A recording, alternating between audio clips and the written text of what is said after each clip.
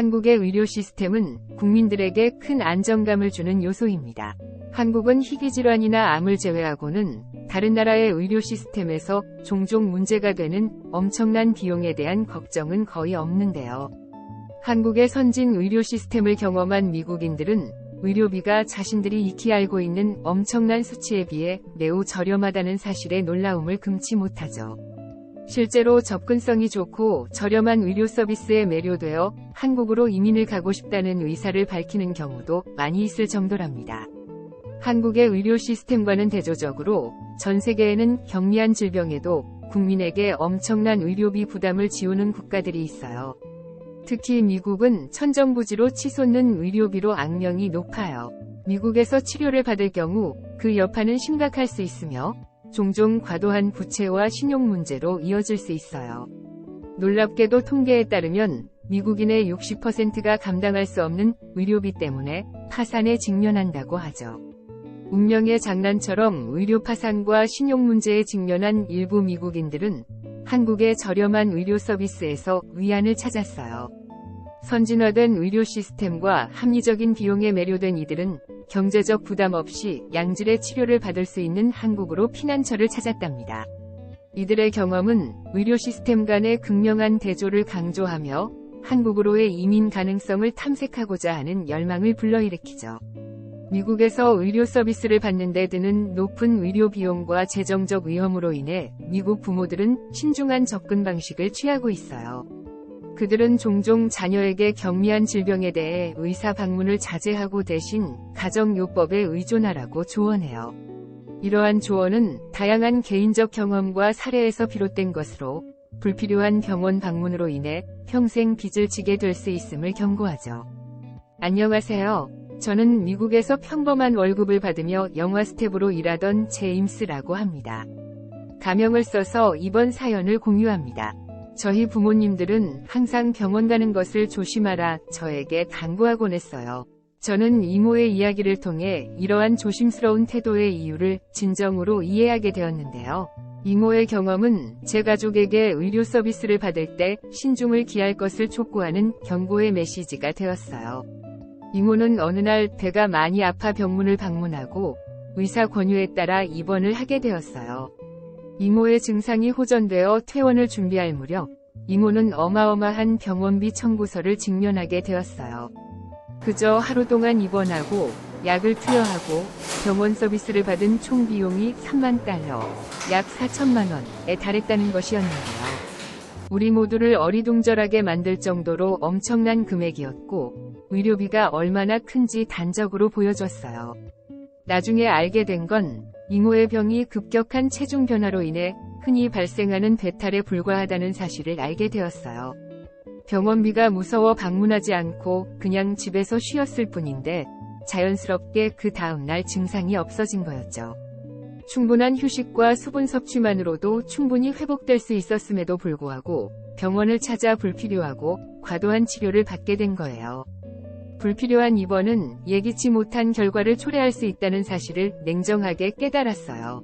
그 중대한 사건 이후 병원 방문은 평생 동안 엄청난 비용을 짊어지게 하기 때문에 앞으로 갈 일은 없게끔 해야겠다며 스스로를 다짐시켰어요. 두통이 생길 때마다 약국에서 진통제를 사서 복용하고 통증이 완화되기를 바랐죠. 독감에 걸렸을 때도 휴식과 자가 관리에 의존해 회복했습니다. 그러던 어느 날 퇴근길에 갑작스럽고 극심한 통증이 제 가슴을 움켜쥐었습니다. 지금까지 느껴본 적 없는 통증이었습니다. 어떻게 해야 할지 몰라 걱정스러운 마음에 병원을 방문해야겠다는 생각이 스쳐 지나갔습니다. 하지만 행동에 옮기기도 전에 통증이 심해져 길바닥에 쓰러질 지경에 이르렀습니다.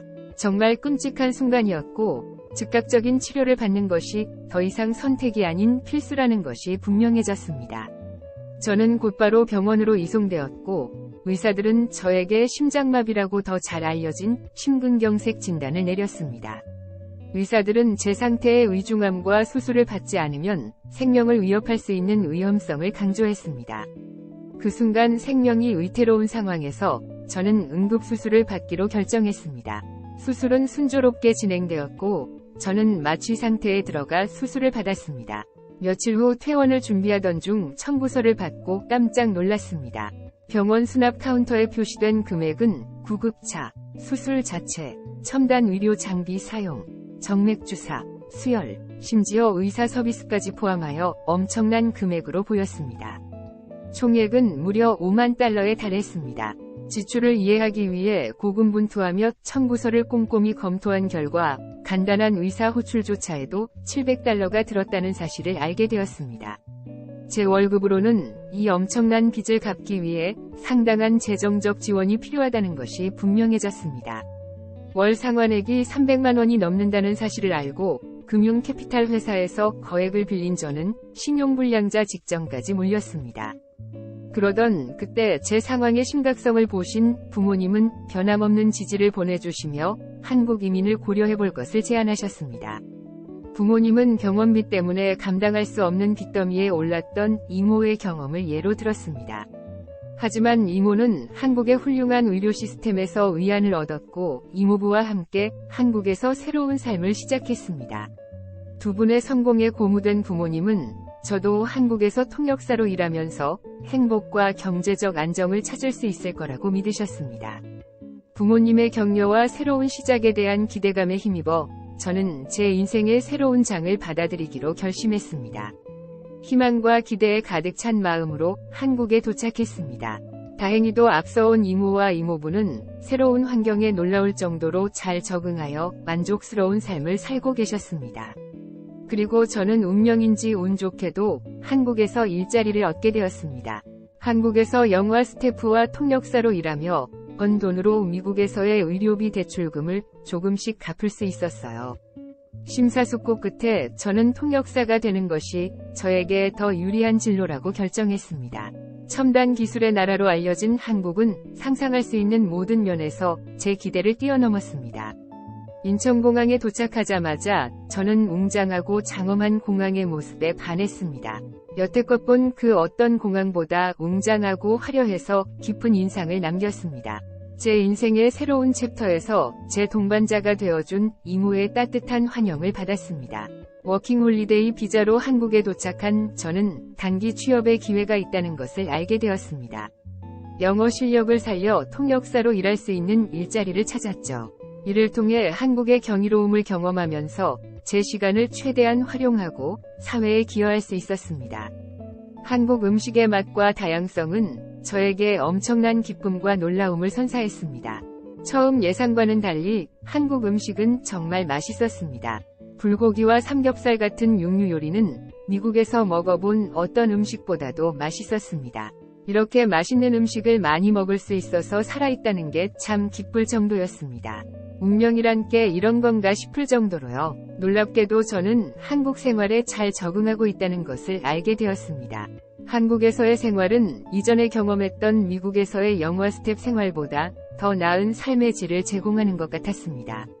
그러던 어느 날 길을 가다 넘어져 무릎이 깊게 베어 피가 나기 시작했습니다. 미국이었다면 집에서 거즈로 응급처치하고 말 것을 한국에 있던 저는 상처를 치료하기 위해 바로 병원을 방문해 치료받기로 결심했습니다. 놀랍게도 치료비는 미국에서 지불했을 비용에 비해 상상 이상으로 훨씬 저렴했습니다. 마취하고 꼬매기까지 꽤나 긴 시간이 걸렸지만 청구된 금액은 고작 2만 원 정도였습니다. 그 이유는 보험이 적용되어서 그런데요.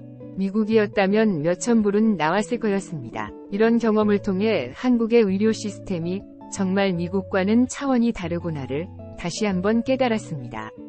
이러한 경험을 통해 한국의 의료 시스템이 왜 천국이라고 불리는지 진정으로 이해하게 되었습니다. 온전치 못한 몸과 의료비 부담 때문에 미국으로 돌아가는 것이 꺼려졌고 한국 이민에 대한 조사를 시작하게 되었습니다. 현재 워킹홀리데이 비자로 한국에 머물고 있지만 언젠가는 다시 미국으로 돌아가야 할지도 모른다는 두려움이 엄습했습니다. 그날부터 한국 이민에 대한 정보를 수집하기 시작했습니다.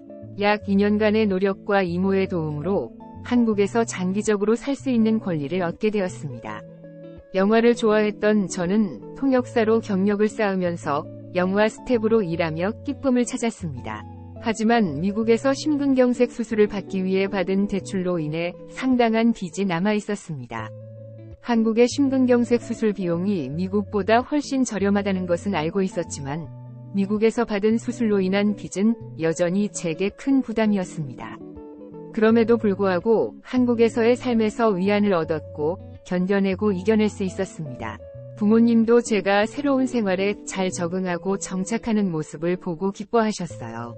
한국처럼 의료 서비스를 쉽게 접할 수 있고 편안한 나라에서 살 수 있다는 생각에 마음이 편하고 행복해졌습니다.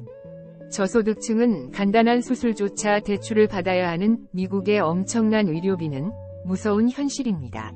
통계에 따르면 미국 파산의 60%가 의료비 때문이라고 합니다. 한편 의료 선진국이라는 한국의 명성에 힘입어 한국에서 살기를 꿈꾸는 사람들이 늘어나고 있습니다.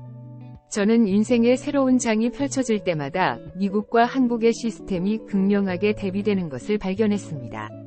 한국의 의료 시스템은 저렴하고 접근하기 쉬운 치료를 제공할 뿐만 아니라 안정감과 웰빙을 제공한다는 것을 알게 되었습니다.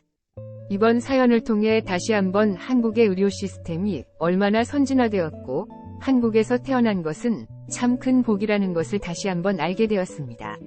앞으로 전 세계의 의료 시스템이 잘 구성되어 더 이상 병원 가는 것을 두려워하지 않아도 되었으면 합니다.